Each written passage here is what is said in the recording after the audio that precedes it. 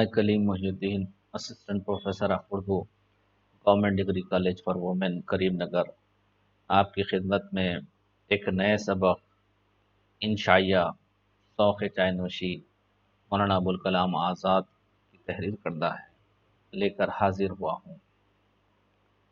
ہم آج مولانا ابوالکلام آزاد کے تعلق سے پڑھیں گے، ان کا تعارف بیان کریں گے۔ مولانا ابوالکلام آزاد 11 نومبر 1888 مکہ مکرمہ میں پیدا ہوئے۔ ان کے والد کا نام خیر الدین علی حسینی تھا۔ مولانا آزاد کا اصلی نام غلام محی الدین احمد اور آزاد تخلص تھا۔ ابتدائی تعلیم کا نظم گھر ہی میں عربی فارسی سے ہوا، بقیہ تعلیم خود ہی سے پڑھ لیے، انگریزی وغیرہ کو آپ نے خود سیکھا۔ یہ آزاد ہندوستان کے پہلے وزیر تعلیم رہ چکے۔ مولانا آزاد کی یوم پیدائش پر قومی یوم تعلیم کے طور پر منایا جاتا ہے۔ مولانا آزاد ایک کثیر الجہاد شخصیت کے مالک تھے، لیکن بحیثیت رہبر، لیڈر، صحافی، شاعر، ادیب مشہور ہوئے۔ بحیثیت رہنما، لیڈر 1923 میں صرف 35 سال کی عمر میں انڈین نیشنل کانگریس کے صدر بنے، یعنی اتنی کم عمری میں اتنی بڑی ذمہ داری بڑی خوش اسلوبی کے ساتھ انجام دی۔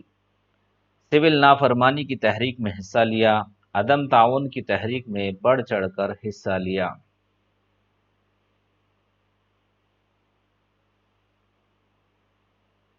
سودیشی چیزوں کے بائیکاٹ کی تحریک میں حصہ لیا۔ 1931 میں درشن ستیہ گرہ جو ایک اہم تحریک تھی، جس میں ہندو مسلم اتحاد، سیکولرزم اور سوشلزم پر نگاہیں مرکوز کی۔ سول نافرمانی کی تحریک میں حصہ لیا، عدم تعاون کی تحریک میں بڑھ چڑھ کر حصہ لیا۔ ہندوستان چھوڑ دو تحریک 1940 سے 1945 میں بہت نمایاں کردار ادا کیا۔ 1920 میں جامعہ ملیہ اسلامیہ کی بنیاد علی گڑھ میں بغیر انگریزوں کی مدد کی رکھی۔ 1934 میں علی گڑھ سے نئی دہلی کو منتقل کیا۔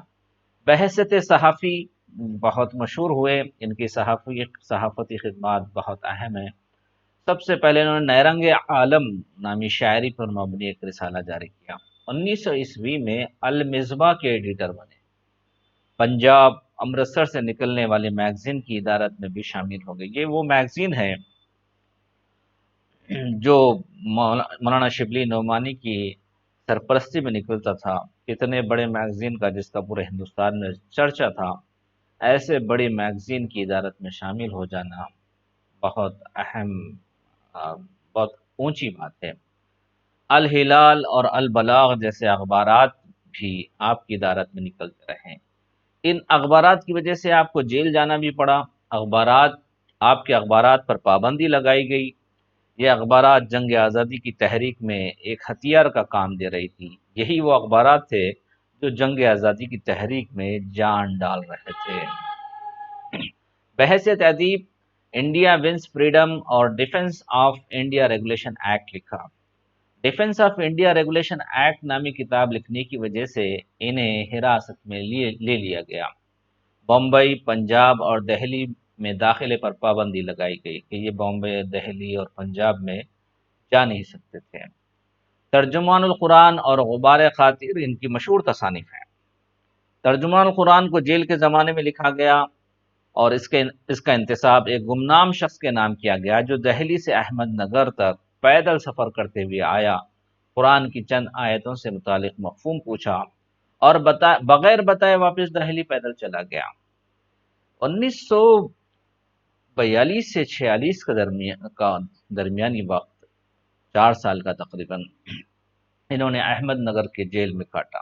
اس جیل کے زمانے میں 2 اہم تصانیف انہوں نے لکھی۔ ایک ترجمان القرآن جو قرآن مجید کا ترجمہ ہے، جس کو لکھا انہوں نے، جس میں ترجمان الکتاب یعنی سورہ فاتحہ کا ترجمہ بڑا ضخیم اور بڑی اونچے انداز میں لکھا۔ لیکن افسوس اس بات کا ہے کہ ان کا ترجمان القرآن کا نسخہ وہ غائب ہو گیا۔ پتہ نہیں انگریزوں نے اس کو کہاں ڈال دیا۔ آج کا ریسرچ اسکالر کوئی اگر اس کو ڈھونڈ نکالے، کیونکہ انگریز جو ہے وہ لٹریچر کے بڑے دیوانے اور شیدائی ہوتے ہیں، انہوں نے ضرور اس کو ضائع نہیں کیا ہوگا، وہ کسی نہ کسی میوزیم کے اندر یا کسی کے ذاتی لائبریری کے اندر ضرور موجود ہوگا۔ وہ قلمی نسخہ ہے، بعد میں انہوں نے ترجمان القرآن کو جیل سے آزاد ہونے کے بعد لکھا، لیکن یہ فرصت کے زمانے میں جتنا بہترین نسخہ انہوں نے لکھا، شاید اتنا ضخیم نسخہ جو ہے جیل سے آزاد ہونے کے بعد نہیں لکھ پائے۔ اس لیے ہمارے طلبہ کے لیے ایک موقع ہے کہ اگر ان کو موقع مل جائے انگلینڈ وغیرہ کے سفر کا، اور ان کو وہاں کی میوزیم اور وہاں کی لائبریریوں کو دیکھنے کا، وہاں کے قلمی نسخوں کو، مینuscripts کو دیکھنے کا موقع مل جائے، تو ترجمان القرآن کا نسخہ ضرور کہیں نہ کہیں ہوگا۔ اور اس کے بعد دوسری اہم کتاب انہوں نے لکھی، یہ غبار خاطر ہے۔ یہ خطوط کا مجموعہ ہے، اصل میں یہ مولانا ابوالکلام آزاد کے خطوط کا مجموعہ ہے، 24 خطوط کا مجموعہ ہے۔ ہم کیونکہ غبار خاطر کے تعلق سے پڑھیں گے، اسی خطوط میں سے ایک خط ذوق چائے نوشی کے عنوان سے جو ہمارے اس سلیبس کے اندر، نصاب کے اندر دی گئی، غبار خاطر ڈسٹ آف میموریز، یہ 1942 تا 1946 احمد نگر کے جیل کے دوران لکھے ہوئے خطوط۔ یہ کتاب 24 خطوط کا مجموعہ ہے۔ مولانا ابوالکلام آزاد نے ان خطوط کو اپنے دوست حبیب الرحمان خان شیروانی کے نام لکھے، ان کے دوست تھے، لیکن جیلر نے ان خطوط کو پوسٹ کرنے نہیں دیا۔ 1946 عیسوی میں رہائی کے بعد ان کے دوست اجمل خان کو یہ خطوط دے دیے، بعد میں انہوں نے اس کو شائع کیا اور اس کا نام غبار خاطر رکھا گیا۔ یہ بات مشہور ہے، انڈیا ونز فریڈم ایک سیاسی زندگی سکھاتی ہے اور غبار خاطر سماجی اور روحانی زندگی کا درس دیتی ہے۔ انشائیہ کسے کہتے ہیں؟ انشائیہ کے بارے میں تھوڑا سا ہم پڑھیں گے۔ انشائیہ عربی لفظ انشاء کے معنی عبارت لکھنا، طرز تحریر یا کوئی بات پیدا کرنے کے ہوتے ہیں۔ اردو لفظ انشاء سے انشائیہ کا وجود ہوا۔ انشائیہ اردو نثر کی ایک غیر افسانوی صنف ہے۔ ایسے تمام صنفوں میں جن میں خیالی یا انہونی باتوں کے بجائے زندگی، عمل اور تجربات کی باتیں بیان کی جاتی ہیں، لکھی جاتی ہیں، تحریر مضمون کہلاتی ہے، جبکہ انشائیہ کے دوران بے ساختہ خیالات کو دلچسپ انداز میں بیان کے مضمون نگار اپنے دل کا غبار نکالتا ہے۔ انگریزی لفظ لائٹ ایسے پرسنل ایسے کے مطابق متبادل کے طور پر اردو میں انشائیہ کا لفظ رائج ہے۔ اس میں کسی منصوبہ بند طریقے سے مواد یکجا کر کے اظہار خیال نہیں کیا جا سکتا، بلکہ دل و دماغ پر اثر انداز ہونے والے خیالات کے ذریعے پیش کرنا انشائیہ کے ذیل میں آتا ہے۔ عام انداز میں بے ساختہ اور لاابالی تحریر کو انشائیہ کے صنف میں شمار کیا جاتا ہے۔ انشائیہ جو ہے یہ انشائیہ نگار کی ایک ذہنی رو ہوتی ہے، ذہنی ترنگ ہوتی ہے، جہاں انشائیہ نگار اپنی بات کو قلم بند کیے جاتا ہے۔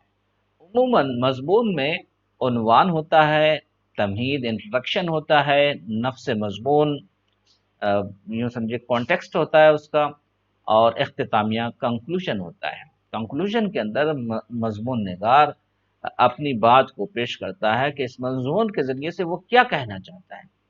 لیکن انشائیے میں یہ ساری چیزیں ہوتی ہیں، عنوان تو ہوتا ہے، لیکن یہ تینوں چیزیں تمہید، نفس مضمون اور اختتامیہ جو اس ترتیب سے ہوتی ہے، انشائیے میں ضروری نہیں کہ تعارف یا تمہید پہلے آئے، پھر بعد میں نفس مضمون آئے، پھر آخر میں اختتامیہ آئے۔ انشائیہ نگار کے ذہن کی رو ہوتی ہے، ذہنی ترنگ ہوتی ہے، وہ چاہے تو سب سے پہلے اختتامیہ سے شروع کر دے، پھر نفس مضمون لائے، پھر تمہید بیان کرے۔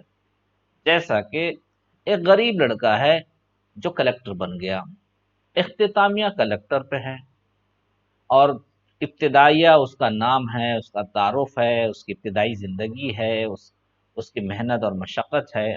اختتامیہ کنکلوژن میں یہ کہنا چاہ رہا ہے مضمون نگار، سمجھیے کہ اتنی محنت اور مشقت کے بعد آدمی کلکٹر IAS بن جاتا ہے، یہ مضمون میں ہوتا ہے۔ لیکن انشائیہ نگار میں کیا ہوتا ہے کہ پہلے اختتامیہ وہ کلکٹر بن گیا ہے، IAS بن گیا ہے، کار میں بیٹھا ہوا ہے، अब सोच रहा है इब्तिदाई ज़िंदगी को, उसकी पिछली ज़िंदगी कैसी थी, वो कितना परेशान था, खाने के लिए नहीं था, किताबें नहीं होती थी, वालिद का इंतकाल हो गया था।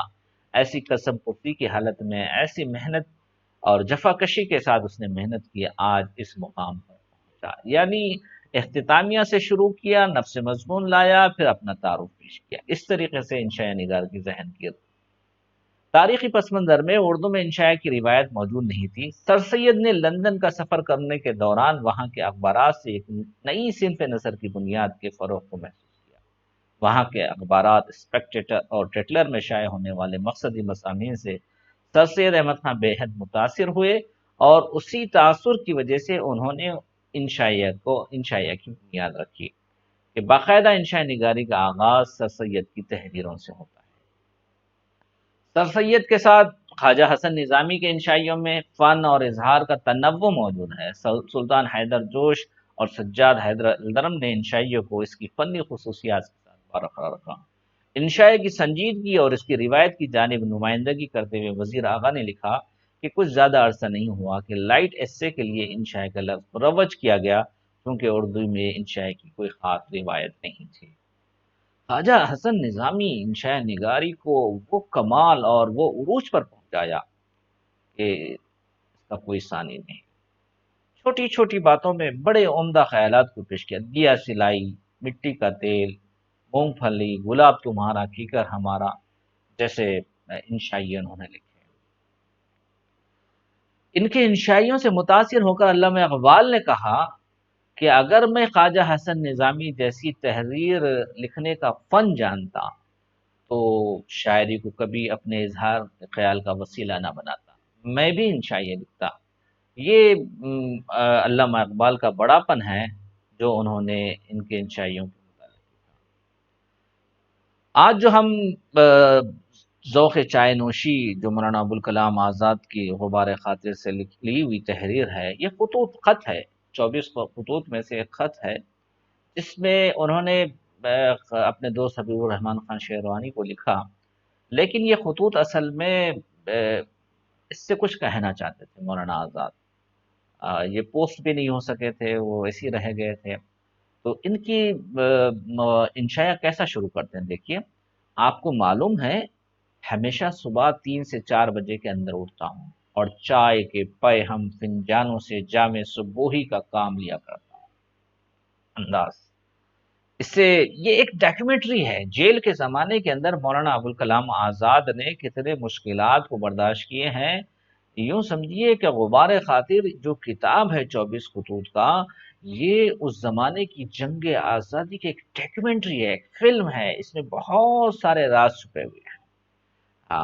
उस ज़माने में क्या-क्या मसाइल आए थे, सियासी समाजी मसाइल को इसमें बयान किया। यूँ कह रहे हैं कि मैं सुबह 3-4 बजे उठ जाता हूँ, रात में तहज्जुद की नमाज़ के लिए उठ जाते थे, और चाय के पैहम यानी एक के बाद एक, फिंजान, फिंजान यानी छोटे कप से जामे सुबूही का काम लिया करता हूँ। सुबह की जाम, सुबह की शराब का मज़ा लिया करता हूँ। ये वक़्त हमेशा मेरे औकात ज़िंदगी का सबसे ज़्यादा पुरकैफ वक़्त होता है, लेकिन क़ैद खाने की ज़िंदगी में तो इस अमर की सरमस्तियाँ और ख़ुद फ़रामोशियाँ एक दूसरा ही आलम पैदा कर देती हैं। यहाँ कोई आदमी ऐसा नहीं होता जो इस वक़्त ख्वाब आलूद आँखें लिए हुए उठे और क़रीने से चाय बनाकर मेरे सामने रखे। यानी इतनी रात को ऐसा ज़बरदस्त वक़्त है, पुरकैफ वक़्त है कि सुबह का ठंडा-ठंडा वक़्त, हवाएँ ठंडी-ठंडी हवाएँ, और ज़हन एकसू है। और क़ैद खाने की ज़िंदगी में तो सरमस्तियाँ और ख़ुद फ़रामोशियाँ एक दूसरा ही आलम पैदा कर देती हैं। अपने आप को भूल जाना, ख़ुद को फ़रामोश कर देना, हम क्या हैं और कहाँ हैं। और यहाँ कोई आदमी है नहीं, यहाँ तो बीवी है नहीं कि इस वक़्त ख़्वाब आलूद आँखें लिए हुए, यानी नीम ग़ुनूदगी के अंदर आँखों को यूँ समझिए मलते हुए उठे और क़रीने से यानी सलीक़े से चाय बनाकर मेरे सामने रखे।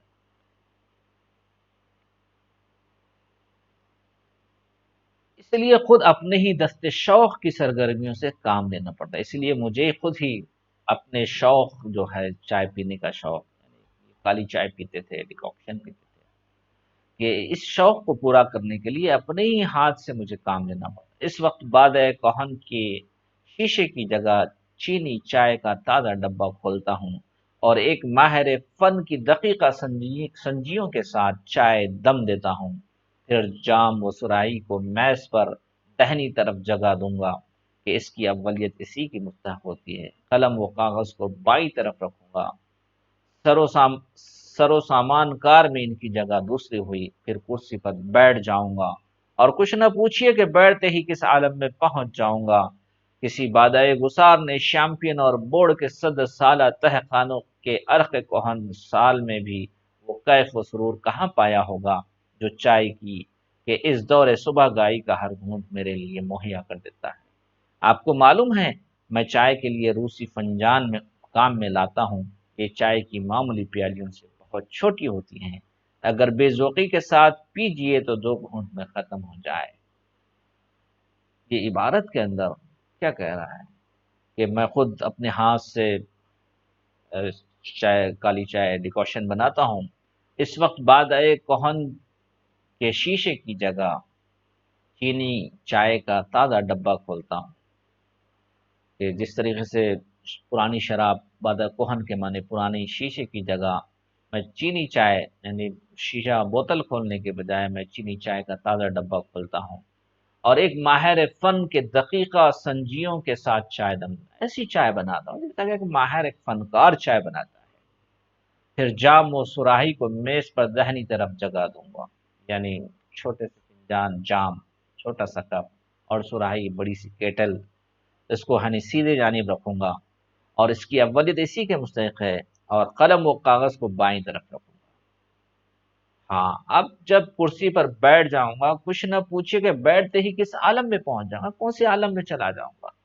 کسی بادۂ گسار نے شیمپئن اور بورڈ کے 100 سالہ تہخانوں کے عرق کہن سال میں بھی وہ کیف و سرور کہاں پایا ہوگا جو چائے کے دور صبح گائی کا ہر گھونٹ میرے لیے مہیا کر دیتا ہے۔ شیمپئن جو انگلینڈ کی مشہور شراب ہے، بہت پرانی شراب ہے، کمپنی ہے، بتاتے ہیں کہ اس شیمپئن بورڈ کی جو 100 سالہ یعنی 100 سالہ تہ خانوں کے عرق کے کوہن یعنی اس کو بنایا ہوا جو شراب جتنی پرانی ہوتی ہے وہ اتنے زیادہ کیف و سرور پیدا کرتی ہے، یہ کہا جاتا ہے، تجربہ کار لوگ کہتے ہیں کہ پرانی شراب زیادہ نشہ دیتی ہے، کہ اس کے اندر جو 100 سالہ پرانی شراب ہے شیمپئن کی، اس کے اندر وہ کیف و سرور نہیں جو صبح کے اس چائے کے دور صبح گائی کے ہر گھونٹ میں میرے لیے مہیا کرتی ہے، یعنی اس کا ایک ایک گھونٹ میرے لیے بہت کیف و سرور پیدا کرتا ہے، نشے کو دوبالا کر دیتا ہے۔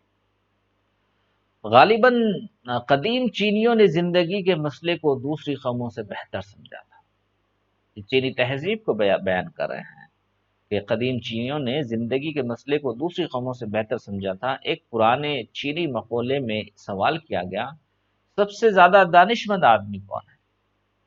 ایک چینی سے سوال کیا گیا سب سے عقل مند آدمی کون ہے، دانش مند آدمی کون ہے؟ پھر جواب دیا جو سب سے زیادہ خوش رہتا ہے، جو سب سے زیادہ خوش رہتا ہے، یعنی ہر حال میں خوش رہنا یہ ایک فن ہے۔ ہر حال میں خوشی میں ہر کوئی خوش رہتا ہے، لیکن غم میں خوش رہنا ایک بہت بڑا فن ہے، اور خصوصاً جیل کے زمانے میں خوش رہنا۔ ہاں، ورنہ آدمی اگر اپنے اوپر غم اور افسوس کو اوڑھ لیتا ہے تو وہ بیمار ہو جائے گا۔ ہاں، کل مرنے والا آج مر جائے گا۔ اس لیے یہ ایک ٹیکنک ہے، یہ نفسیاتی یوں سمجھیے ایک نسخہ ہے کہ جس کے ذریعے سے آدمی اپنے آپ کو صحت مند رکھ سکتا ہے، سب سے زیادہ خوش رہتا ہے۔ اس سے ہم چینی فلسفہ زندگی کا زاویہ نگاہ معلوم کر لے سکتے ہیں، اور اس میں شک نہیں کہ یہ بالکل سچ ہے۔ اگر آپ نے یہاں ہر حال میں خوش رہنے کا ہنر سیکھ لیا تو یقین کیجئے کہ زندگی کا سب سے بڑا کام سیکھ لیا۔ اب اس کے بعد اس سوال کی گنجائش ہی نہیں رہی کہ آپ نے اور کیا کیا سیکھا۔ خود بھی خوش رہیے اور دوسروں سے بھی کہیے کہ خوش رہے، کہ اپنے چہروں کو غمگین نہ بنائیں۔ زمانے حال کے ایک فرانسیسی عالم قلم آنڈریز کی ایک بات مجھے بہت پسند آئی جو اس نے اپنی خود نوشتہ سوانح میں لکھی ہے۔ خوش رہنا محض ایک طبعی احتیاج ہی نہیں بلکہ ایک اخلاقی ذمہ داری۔ ایک فرینچ رائٹر اینڈری سائڈ جو لکھا ہے اپنی کتاب کے اندر، اس کی ایک بات ان کو مولانا آزاد کو بہت پسند ہے، جو خود نوشتہ سوانح اپنی یوں سمجھے آٹو بایوگرافی، خود سوانح عمری کو کہتے ہیں، خود کی لکھی ہوئی آٹو بایوگرافی میں لکھا ہے، خوش رہنا محض ایک طبعی احتیاج نہیں، ایک فزیکل جو ضرورت ہے، وہ خوش رہنا فزیکل ضرورت ہی نہیں ہے بلکہ اس کی اخلاقی ذمہ داری ہے، یہ مورل ذمہ داری ہے اس کی، کہ اس کے اندر وہ خوش رہے۔ اس وقت بھی یہ سطریں بے اختیار نو کے قلم سے نکل رہی ہیں، اسی عالم میں ہوں، نہیں جانتا 9 اگست کی صبح کے بعد سے دنیا کا کیا حال ہوا اور اب کیا ہوا۔ میرا دوسرا پرکیف وقت دوپہر کا ہوتا ہے، یا زیادہ صحت تعین کے ساتھ کہوں کہ زوال کا ہوتا ہے۔ لکھتے لکھتے تھک جاتا ہوں تو تھوڑی دیر کے لیے لیٹ جاتا ہوں، پھر اڑتا ہوں، غسل کرتا ہوں، چائے کا دور تازہ کرتا ہوں، تازہ دم ہو کر پھر اپنی مشغولیت میں گم ہو جاتا ہوں۔ یہ جیل کی زندگی کو بیان کر رہے ہیں، 9 اگست کے بعد سے وہ جیل میں ہے، 1942 9 اگست کے بعد سے بتا رہے ہیں کہ اس کے بعد سے کیا ہوا میں اس کو نہیں جانتا، دنیا میں کیا چل رہا ہے، میں ایک نئے عالم میں ہوں، یہاں دوسرا عالم ہے، یہاں کچھ پتہ ہی نہیں چلتا، اور میرا دوسرا پرکیف وقت جو ہے وہ دوپہر کا ہوتا ہے، یا زیادہ صحت کا تعاون نہ کیا جائے تو یوں کہوں کہ اس دور کے اندر اس میں بہت اہم چیزیں، یعنی اہم وقت ہوتا ہے کہ میں نہا دھو کر بالکل فریش ہو جاتا ہوں، پھر چائے کی فنجان لیتا ہوں۔ تو یہ جو ذوق چائے نوشی ہے غبار خاطر سے لی گئی ہے انشائیہ، یہ ایک جدید صنف ہے، ایک نئی صنف ہے۔ اس میں انشاء نگار کی اپنے ذہن کی ایک ترنگ ہوتی ہے، انشاء نگار اپنے خیالت کی رو میں بہہ جاتا ہے، لفظیات ادق ہوتے ہیں، مشکل لفظیات ہوتے ہیں، عموماً مضمون میں عنوان، تمہید، نفس مضمون، اختتامیہ سلسلہ وار ہوتا ہے، لیکن انشائیہ میں ایسا نہیں ہوتا، بلکہ عنوان کے بعد انشاء نگار کی ذہنی رو و ترنگ پر مبنی ہوتا ہے، وہ چاہے تو تمہید سے آغاز کرے، نفس مضمون سے کرے، یا پہلے اختتامیہ لائے پھر تمہید لکھے۔ انشائیہ نگار اپنے انشائیوں میں طنز و مزاح کو بھی اپنایا ہے، ہنستے ہنساتے ایسی بات کہہ جاتے ہیں کہ قاری کے ذہن پر ایک چوٹ سی پڑتی ہے، قاری سوچنے پر مجبور ہو جاتا ہے کہ میں ہنسوں کہ رو۔ موجودہ دور میں انشائیہ ایک کامیاب اور مشہور ادبی صنف ہے۔ انشائیہ نگاری کے تعلق سے مولانا ابوالکلام آزاد کا بہت یوں سمجھیے کوئی ایسا کمال کہ دوسرا کہ خطوط لکھ رہے ہیں اس میں انشاء نگاری کو داخل کر دے رہے ہیں، یہ 24 خطوط جو مولانا ابوالکلام آزاد کے غبار خاطر کے اندر ہے بہترین ہے۔ اس کو سیلیس آف میموریز کے سے اس کا انگریزی میں بھی ترجمہ ہوا اور دوسری زبانوں میں عربی اور فارسی میں بھی غبار خاطر کا ترجمہ ہوا۔ اس کے غبار خاطر کے اندر کیونکہ ان کے پاس کتابیں وغیرہ نہیں تھی مطالعے کے لیے، یہ اپنے ذہن پر بوجھ ڈالا اور بوجھ ڈال کر اپنی یادداشت کی بنیاد پر غبار خاطر لکھا۔ اور مولانا ابوالکلام آزاد بڑے یوں سمجھے دیانتدار ہیں کہ جیل کے بعد، رہائی کے بعد بھی انہوں نے اس کو دوبارہ جو غلطیاں یادداشت کی بنیاد پر جو غلطیاں ہوئی اشعار لکھنے کے اندر، اشعار کے اندر غلطیاں ہوئی، جو لفظیات ادھر غلطیاں تو نہیں بول سکتے، اس کو کم کہہ سکتے ہیں، تھوڑی بہت جو کتابی، کیونکہ ان کے پاس کوئی کتاب نہیں تھی مطالعے کے لیے، اخبار وغیرہ نہیں تھے، اپنے ذہن کی پر بوجھ ڈالا اور بوجھ ڈال کر انہوں نے سینکڑوں اشعار لکھے ہیں۔ تو جہاں یہاں وہاں تھوڑی سی غلطی ہوئی ہے، لیکن آپ اتنے امانت دار ہیں، واقع ہوئے ہیں کہ انہوں نے اس غلطی کو درست کر کر پھر سے شائع کرنا بھی گوارا نہیں کیا، کیونکہ میں نے لکھ دیا اور اس لیے اس کا نام غبار خاطر رکھا، dust of memories. Dust of memories کے اندر ڈسٹ ہی ہو سکتا ہے، تھوڑا سا اچھی چیزیں بھی ہو سکتی ہیں، تھوڑی بہت خراب بھی ہو جائیں تو اس میں کوئی حرج یا کوئی برائی کہ کوئی غلطی تصور نہیں کرتے۔ تو مولانا ابوالکلام آزاد اس غبار خاطر کے اندر ایسا زبردست سیاسی اور سماجی زندگی اور روحانی زندگی کا درس دیا ہے کہ رہتی دنیا تک جتنے لوگ اردو پڑھیں گے، شائعہ پڑھیں گے، مولانا ابوالکلام آزاد کے اس لٹریچر سے بڑے مستفید ہوں گے کہ مولانا ابوالکلام آزاد کی زندگی بڑی عجیب زندگی رہی ہے۔ اس جیل کے زمانے میں 1942 سے 46 کے دوران ان کی اہلیہ زلیخا کا انتقال ہو جاتا ہے۔ زلیخا کا انتقال ہو گیا تو جیلر نے ان سے سفارش کی، ایک لیٹر لکھیے، خط لکھیے، پرمیشن لیجیے، اجازت لیجیے کہ اپنی اہلیہ کے آخری دیدار کے لیے، تجہیز و تکفین کے لیے، ان کے آخری انتقال کی رسومات کو پورا کرنے کے لیے آپ گھر جا سکتے ہیں، گھر جا سکتے ہیں اور گھر جا کر آپ اپنی اہلیہ کے دیدار کریں۔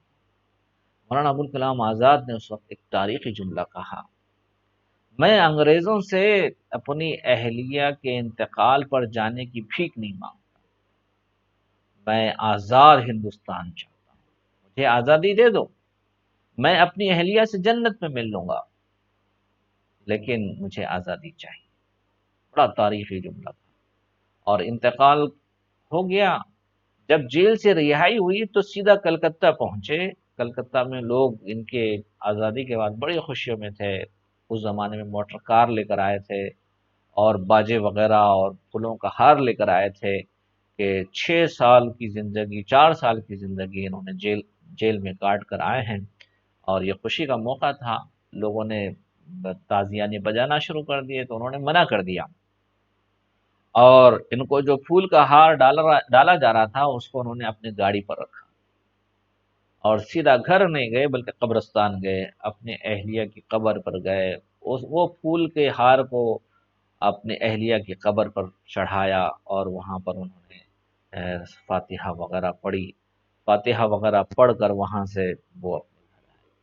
یہ مولانا ابوالکلام آزاد کی اہلیہ سے بڑی محبت تھی، بہت اشد محبت جیسے کہتے ہیں، کہ ایسی محبت کے باوجود وہ مولانا ابوالکلام آزاد تھے جو اپنے اہلیہ کے انتقال کے بعد بھی انگریزوں کے رحم و کرم کے محتاج بننا نہیں چاہے۔ ان کے الفاظ ہیں، میں انگریزوں کے رحم و کرم کا محتاج نہیں، میں اپنا حق چاہتا ہوں، میں اپنا حق چاہتا ہوں، اور میرا حق آزادی ہے، ہندوستان کی آزادی میرا پیدائشی حق ہے، میں اپنا حق آپ لوگوں سے لینا چاہتا ہوں۔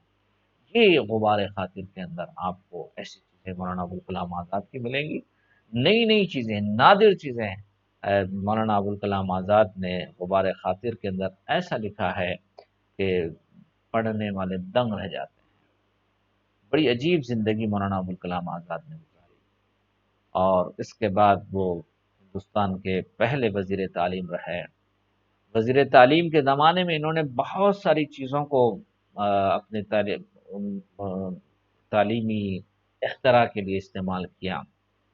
انہوں نے U G C University Grant Commission کی بنیاد ڈالی، سی ایس آئی آر کی بنیاد ڈالی انہوں نے، اور بنگلور کے اندر انہوں نے سینٹر کو قائم کیا، آل انڈیا سائنس کو، I S P Indian school of business management کو انہوں نے وہاں قائم کیا، اور ایک نیا نظام، تعلیم کا ایک نیا نظام انہوں نے اس زمانے میں پیش کیا ہے۔ یو جی سی جو یونیورسٹی گرانٹ کمیشن تھی، بہت اونچی چیز تھی، ایسی چیز کو انہوں نے اس وقت جاری کیا جب لوگوں کے ذہن میں یہ بات نہیں آئی تھی۔ تو ایسی یوں کہیے کہ ہندوستان کو ابتدا میں اس کی بنیاد میں بڑے بڑے یوں ذہین لوگوں کا حصہ ہے، جس میں مولانا ابوالکلام آزاد بھی ایک ہیں۔ تعلیمی نظام کو بڑا زبردست کیا، سائنس اور ٹیکنالوجی کی طرف بہت بڑا ان کا رجحان تھا، اور یہ چاہتے تھے کہ ہندوستان سائنس کی دنیا میں سب سے آگے رہے۔ سائنس اور ٹیکنالوجی کے بغیر آدمی یوں سمجھیے جاہل ہے۔ سائنس اور ٹیکنالوجی کا ہونا اس زمانے میں بہت ضروری ہے، اس لیے ان کی توجہ سائنس پر، یونیورسٹیز پر تھی، تاکہ وہاں سے طلباء ہندوستان کے لیے ایک بہت بڑا ایسٹ اور سرمایہ ثابت ہو، اور یہاں سے سائنسدان پیدا ہو، یہاں سے بڑے بڑے ماہر ٹیکنالوجی پیدا ہوں، تاکہ ہندوستان کی ترقی میں یہ حصہ ادا کریں اور ہندوستان دوسرے ممالک سے پیچھے نہ رہیں، اور یہ دوسرے ممالک کے زیر تسلط اور دوسرے ممالک کے سامنے بھیک مانگنے والا نہ بنے، بلکہ اپنی ساری چیزیں خود ہی بنانے والا اور خود ہی پیدا کرنے والا بنے۔ یہ چیزیں مولانا ابوالکلام آزاد کے ذہن میں تھی۔